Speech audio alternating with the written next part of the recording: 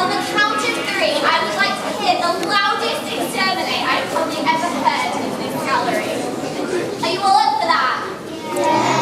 Fantastic. So, exterminate on the count of three. 1, 2, 3. That was amazing. And I think all the bees staff in here are probably going to say that is definitely the loudest we've had. Excellent. So, the silver Dalek just across the furthest side from me. That is Simon's Dalek. And the few Daleks next to it, our gold Dalek, was made out of paper mache by a year 3 class. And our little inflatable Dalek down the side of that is one that you can actually purchase, and we have similar ones which you can find in our shop. The Daleks came about back in the 60s as well, and are really popular, and have been said to be the Doctor's most feared and greatest enemy of all time. If you ever want to be a Dalek operator, well, do you know what you have to do? You have to climb inside your Dalek, and you have to go inside it to make it move. And move is eye talk, sucker, and gun arm too. Apparently, controlling a Dalek is like controlling a fully laden shopping trolley with not the best wheels on it. So I can imagine it's quite a hard job. Most of the objects we looked at, the majority were actually Dalek themed or Daleks. And that included our smallest object, which is in fact a Dalek. Can anyone guess how small our smallest item is, our little Dalek? How big do you think it is? Yeah? About 3 centimeters. What about you guys? About that big, you know? Yeah? 1 centimeter. 1 centimeter. You know you're all really close. It's actually 2 centimeters high. It's the size of a 10-pence piece. So 2 centimeters high, just the size of a 10-pence piece. And it was sent to us from America. It was sent to us by a lady who lives out there in Pittsburgh in the USA. And next week when our exhibition closes, it'll probably be sent all the way back. It's made of glass beads, which are red, black, and white. And if you spot it as you're going around, please shout exterminate as loud as you can. Thank you very much.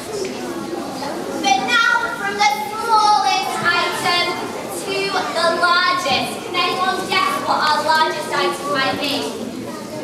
Yes? It's the TARDIS. So let's have a go.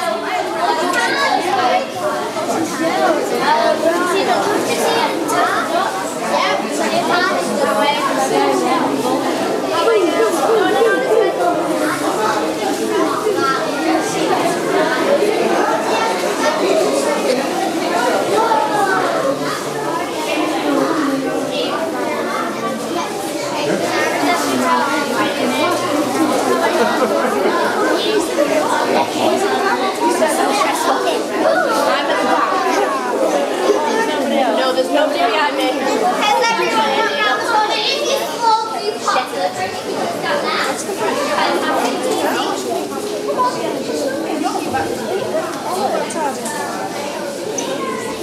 So you have the largest object to exhibit we were given for this exhibition is our TARDIS.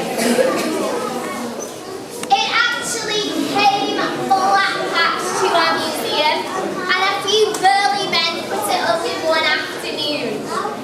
I just wish they sold them in IKEA. Apparently you can't get a flat packed TARDIS, but I think they do pretty well. Hands up if you buy one. Definitely go into IKEA with that thought. Excellent. But of course, before our TARDIS was owned by Doctor Who and travelled around time and space, what do you think our fan who lent it to us used it for? Any ideas? What do you think you could use a TARDIS for? Use it for something really common, and there's a bit of a clue where it's from. Yeah? What was that? Yeah, precisely. That's great. You got that on the first one. Awesome. Yeah, he used it as a shed. So he actually keeps, when it's not on display, keeps all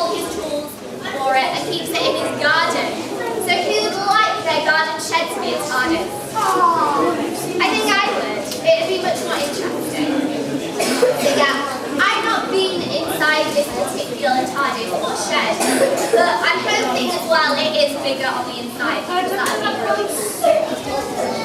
So we've seen our Daleks, we've seen the smallest object and the largest. We also have a really rare object in our collection that when you're wandering around later, you may spot, but I do have a picture of it on my iPad. It's a very rare book. It's a Japanese book. And it's the rarest item we have in our collection. It was lent to us by a super fan named Tim Neal. Now, does anyone have any idea why this might be so rare? Yeah? Well, it's a Japanese book, yeah.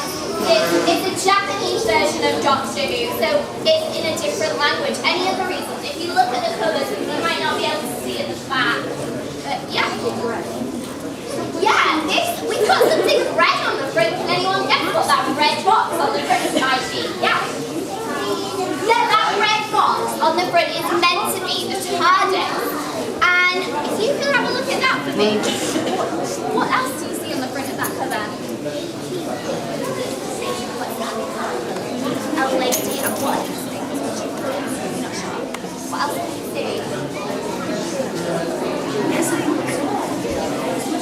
Yeah, so it looks like we've got some sort of aliens on the cover. And those particular aliens that he's drawn are meant to be Daleks, but they're a bit smooth around more than the rough edges we normally see on a Dalek. There's also a tiny, what looks like a person in the middle, who I think looks a bit like Darth Vader. Is that what you said? He does. And apparently that is meant to be Doctor Who. So this book has become really rare because it's a perception of Doctor Who that we not normally see. We believe that Doctor Who's TARDIS is meant to be blue, not red. So because of all these mistakes on the illustration, it's become a really rare object, and there aren't many copies of it around the world that we